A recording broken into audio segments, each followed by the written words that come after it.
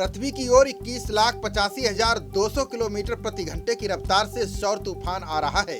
14 मार्च से ये तेजी से पृथ्वी की ओर बढ़ रहा है। सूर्य पर एक ही स्थान पर कम से कम 17 बार तेज लपटें उठने से अंतरिक्ष में विस्फोट हो चुका है। सूर्य की सतह पर मची इस तेज हलचल का असर आज पृथ्वी पर भी महसूस किया जाएगा। नासा के मुताबिक सौर तूफान के पृथ्वी से टकराने की आशंका 80% है। वैज्ञानिकों ने चेताया कि पहले के तूफान की तुलना में इस बार खतरा 3 गुना ज्यादा है। सौर तूफान के कारण धरती का बाहरी वायुमंडल गर्म होने का सीधा असर उपग्रहों पर पड़ेगा। इससे GPS navigation, mobile phone signal और सैटेलाइट टीवी में रुकावट पैदा हो सकती है। पावर लाइन में करंट तेज हो सकता है, जिससे ट्रांसफार्मर भी उड़ सकते हैं। कोलकाता स्थित the centre of excellence in space sciences के वैज्ञानिकों ने भी 28 मार्च को सूरज में भयानक विस्फोट देखे। इस विस्फोट से निकलने वाली सौर लहर 31 मार्च को धरती से टकराएगी। माना जा रहा है कि इस सौर लहर की गति 21.85 लाख किलोमीटर प्रति घंटा है, यानी धरती से काफी ज्यादा ऊर्जा के तीव्र प्लाज्मा किरणों का टकराव होने वाला है। यह एक मध्यम दर्जे का सौर तूफान है। ये धरती के चुंबकीय क्षेत्र को करीब 496 से 607 किलोमीटर प्रति सेकेंड की गति से टकराएगा। वैज्ञानिकों ने कहा है कि इस सौर तूफान से इंसानों को घबराने की जरूरत नहीं है।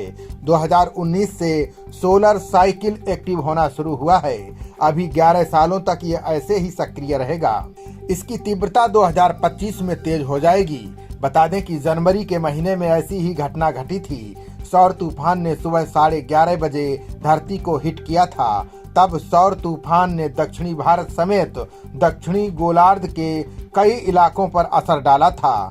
उस समय दक्षिण भारत उस तूफान के केंद्र में था। इसके अलावा ऑस्ट्रेलिया और दक्षिण पूर्व एशिया में भी सौर तूफान का असर देखा गया था।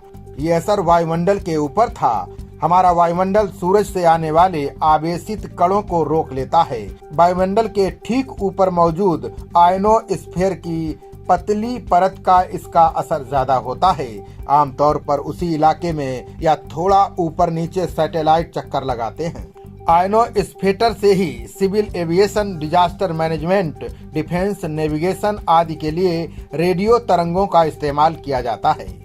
ऐसे में GPS navigation, mobile phone signal और सैटेलाइट टीवी में रुकावट पैदा हो सकती है। इसके बाद भी वैज्ञानिकों को डर है कि आज आने वाला तूफान कहीं भयानक ना हो जाए। इसका कारण है कि हमारे पास सौर तूफान और उससे पकड़ने वाले असर का डेटा बहुत कम है।